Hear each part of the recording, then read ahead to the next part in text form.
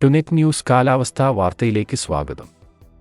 സംസ്ഥാനത്ത് ഇന്നു മുതൽ 7 വരെ ഒറ്റപ്പെട്ട സ്ഥലങ്ങളിൽ ഇടിമിന്നലോടുകൂടിയ മഴയ്ക്കും 8-9 തീയതികളിൽ ഇടിമിന്നലോടുകൂടിയ മഴയ്ക്കൊപ്പം മണിക്കൂറിൽ 30 മുതൽ 40 വരെ കിലോമീറ്റർ വേഗത്തിൽ വീശിയേക്കാവുന്ന ശക്തമായ കാറ്റിനും സാധ്യതയുണ്ടെന്നു കേന്ദ്ര കാലാവസ്ഥാ നിരീക്ഷണ വിഭാഗം. ഇന്ന് 6 ജില്ലയിലാണ് കാലാവസ്ഥാ വിഭാഗം വേനൽമഴയ്ക്ക് സാധ്യതയുള്ളതായി പറയുന്നത്.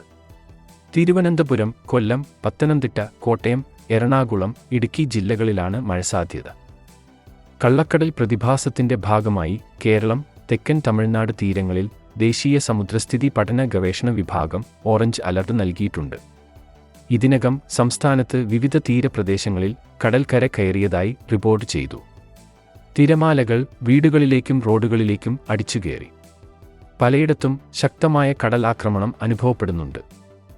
കേരളം, കന്യാകുമാരി, തൂത്തുക്കുടി, തെക്കൻ തമിഴ്നാട് തീരങ്ങളിലും തീരത്തിന്റെ താഴ്ന്ന പ്രദേശങ്ങളിലും ഇന്നു രാത്രി 11:30 വരെ 0.5 മുതൽ 1.5 വരെ മീറ്റർ ഉയരമുള്ള അതിതീവ്ര തിരമാലകൾ കാരണം ശക്തിയേറിയ കടലാക്രമണത്തിന് സാധ്യതയുണ്ടെന്നാണ് മുന്നറിയിപ്പ്. ഉയർന്ന താപനിലയ്ക്ക് സാധ്യതയുള്ളതിനാൽ 7 വരെ 12 ജില്ലയിൽ കേന്ദ്ര കാലാവസ്ഥാ നിരീക്ഷണ വിഭാഗം യെല്ലോ അലർട്ട് നൽകിയിട്ടുണ്ട്. കാലാവസ്ഥാ വാർത്തകൾ കൃത്യമായി ലഭിക്കാൻ ചാനൽ സബ്സ്ക്രൈബ് ചെയ്യുക. നന്ദി.